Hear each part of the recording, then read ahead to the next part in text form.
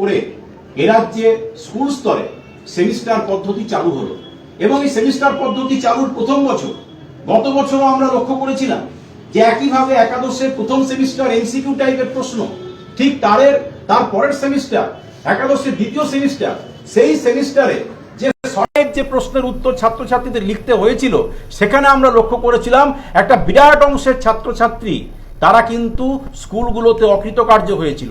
প্রায় অর্ধেকের বেশি ছাত্রছাত্রী তারা অকৃতকার্য হয়েছে। শিক্ষক মহাশয়রা বললেন যে যারা এই এমসিকিউ টাইপের প্রশ্নে বেশি নাম্বার পেলেও প্রথম সেমিস্টারে, দ্বিতীয় সেমিস্টারে তারা কিন্তু বেশিরভাগই অকৃতকার্য হয়েছে, লিখতে পারেনি। এই ঘটনা থেকে স্পষ্ট যে ছাত্রছাত্রীরা কিছুই শিখতে পারছে না। এবছর উচ্চ মাধ্যমিক পরীক্ষার প্রথম সেমিস্টারে এবং দ্বিতীয় সেমিস্টার, এই উচ্চ মাধ্যমিকের ফাইনাল পরীক্ষা চলছে। এই ফাইনাল পরীক্ষার সময় ছাত্রছাত্রীরা বলছে যে ছাত্রছাত্রীদের সেমিস্টারের সময়সীমা পেয়েছে মাত্র 2 থেকে 2.5 মাস, যেখানে সময়সীমা পাওয়া উচিত ছিল 6 মাস, সেখানে তারা সময় পাচ্ছে মাত্র 2 মাস, 2.5 মাসের মধ্যে তাদেরকে পরীক্ষা দিতে হচ্ছে। যে ছাত্র ডিসেম্বর মাসে বই পাচ্ছে, জানুয়ারি মাসে বই পাচ্ছে, তাকে ফেব্রুয়ারি মাসে উচ্চ মাধ্যমিকের পরীক্ষায় বসতে হচ্ছে এবং বহু জায়গায় কিন্তু ভালো করে ক্লাস হয়নি। আপনারা জানেন যে পশ্চিমবাংলায় শিক্ষক সংকট কি ভয়ানক আকার ধারণ করেছে। একটা রিপোর্ট আপনাদের সামনে রাখি যে 2024-25 অর্থবর্ষের পারফরমেন্স রিভিউ রিপোর্ট রাজ্যের, যেটা কেন্দ্রীয় শিক্ষা মন্ত্রণালয় থেকে প্রকাশিত হয়েছে, সেই রিপোর্টে দেখা যাচ্ছে যে মাধ্যমিক এবং উচ্চ মাধ্যমিক স্কুলগুলোতে 72,000 বিষয়ভিত্তিক শিক্ষক নেই। এই 72,000 বিষয়ভিত্তিক শিক্ষক যেখানে নেই, সেখানে একাদশ দ্বাদশ শ্রেণীতে বহু সাবজেক্টের বহু স্কুলে ভালো করে ক্লাস হচ্ছে না। ক্লাস না হওয়ার ফলে সিলেবাস সঠিক সময় শেষ হচ্ছে না। সিলেবাস শেষ না হওয়ার ফলে ছাত্রছাত্রীরা সিলেবাস শেষ না করেই পরীক্ষায় বসতে হচ্ছে। এবং আমরা এটাও লক্ষ্য করছি যে এই স্কুলগুলোতে নানান ধরনের সমস্যা, স্কুলগুলোতে পরিকাঠামোগত নানান সমস্যায় জর্জরিত হয়ে আছে। এই স্কুলে যতটুকু শিক্ষক আছে তাদেরকেও নানান ধরনের প্রকল্প, শিক্ষা বহির্ভূত নানান ধরনের কাজে তাদেরকে যুক্ত থাকতে হচ্ছে। এই এসআইআর এর কাজে যেভাবে পশ্চিমবাংলার সরকারি স্কুলের শিক্ষকদেরকে লাগানো হয়েছে, তার ফলে আমরা লক্ষ্য করেছি যে উচ্চ মাধ্যমিক পরীক্ষায় কারা গার্ড দেবে তা খুঁজে পাওয়া যাচ্ছে না। প্রাথমিক স্কুল থেকে, অন্যান্য স্কুল থেকে, সেখান থেকে শিক্ষক নিতে হচ্ছে। ফলে এইভাবে দেখা যাচ্ছে যে পরিকাঠামোহীন সরকারি শিক্ষা ব্যবস্থায় সেমিস্টার সিস্টেম ছাত্রছাত্রীদের জীবনে একটা মারাত্মক সংকট নামিয়ে এনেছে। আমরা এআইডিএসের পক্ষ থেকে স্পষ্টভাবে বলেছিলাম যে এই সেমিস্টার পদ্ধতিতে একটা ছাত্রের সামগ্রিক কোনো জ্ঞান গড়ে উঠছে না। একটা ছাত্রের বিষয়ের প্রতি যে সামগ্রিক জ্ঞান, যে জ্ঞানের উপরে ভিত্তি করে সে আগামী দিনে উচ্চশিক্ষায় যাবে, সেই জ্ঞানটা কিন্তু মারাত্মকভাবে ক্ষতিগ্রস্ত হচ্ছে। আমরা দাবি করেছিলাম অবিলম্বে সেমিস্টার পদ্ধতি বাতিল করা হোক, কিন্তু এই শুরুর 1 বছরের মধ্যেই, 2 বছরের মধ্যেই প্রথম এবছর উচ্চ মাধ্যমিকের সেমিস্টার পদ্ধতিতে উচ্চ মাধ্যমিকের পরীক্ষা শুরু হচ্ছে।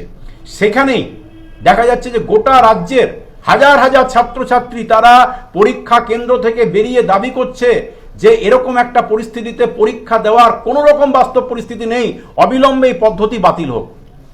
আমরা আমাদের সংগঠন এআইডিএসও পশ্চিমবঙ্গ রাজ্য কমিটির পক্ষ থেকে উচ্চ মাধ্যমিক পরীক্ষা চলাকালীনই আমরা দাবি করছি যে এই সেমিস্টার পদ্ধতি অবিলম্বে বাতিল করতে হবে। জাতীয় শিক্ষানীতিকে অনুসরণ করে এই সেমিস্টার পদ্ধতি একদিকে যেমন শিক্ষার খরচ বাড়াচ্ছে, অন্যদিকে এই সেমিস্টার পদ্ধতিতে পরিকাঠামোহীন স্কুলগুলোতে, যেখানে শিক্ষক নেই, পরিকাঠামো নেই এবং সিলেবাস শেষ না করে ছাত্রদেরকে পরীক্ষায় বসতে হচ্ছে, তাকে ভিত্তি করে যে মানসিক অবসাদ, যে বিষণ্ণতা, যে বিরাট ফি বৃদ্ধির বোঝা, এর ফলে ড্রপ আউটের সংখ্যাও বাড়ছে।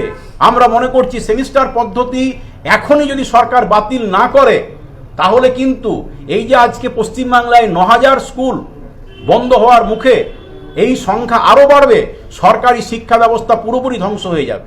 সেই জন্য আমরা দাবি তুলেছি যে স্কুলে হোক আর ডিগ্রি কলেজে হোক সেমিস্টার পদ্ধতি বাতিল করতে হবে। এই সেমিস্টার পদ্ধতি একটা অত্যন্ত অবৈজ্ঞানিক, স্কুল শিক্ষার ক্ষেত্রে, ডিগ্রি কলেজের ক্ষেত্রে একটা অবৈজ্ঞানিক শিক্ষা পদ্ধতি।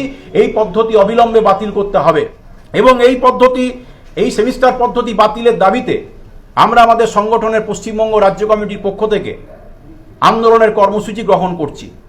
আমরা গোটা পশ্চিমবাংলায় আগামী ফেব্রুয়ারি, মার্চ, এপ্রিল এই মাস জুড়ে শিক্ষামন্ত্রীর উদ্দেশ্যে 1 লক্ষ স্বাক্ষর সংগ্রহ কর্মসূচি আমরা গ্রহণ করছি এই 1 লক্ষ স্বাক্ষর সংগ্রহ কর্মসূচিতে সামিল হওয়ার জন্য সারা পশ্চিমবাংলার ছাত্রছাত্রী যেমন তাদের কাছে যেমন আমরা আবেদন জানাচ্ছি, তার সঙ্গে সঙ্গে আবেদন জানাচ্ছি অভিভাবকদের প্রতি, শিক্ষক অধ্যাপকদের প্রতি, সর্বস্তরের সাধারণ মানুষকে, শিক্ষানুরাগী মানুষকে এই আন্দোলনের পাশে দাঁড়ানোর জন্য আমরা আহ্বান জানাই। রাজ্যের বাজেটের আগে আমরা শিক্ষামন্ত্রীকে চিঠি দিয়েছিলাম, মুখ্যমন্ত্রীকে চিঠি দিয়েছিলাম যে বাজেটে সরকারি শিক্ষা ব্যবস্থাকে রক্ষা করার জন্য কম্পোজিট গ্র্যান্টের টাকা বরাদ্দ করুন, শূন্য পদে শিক্ষক নিয়োগের জন্য পরিকল্পনা করুন।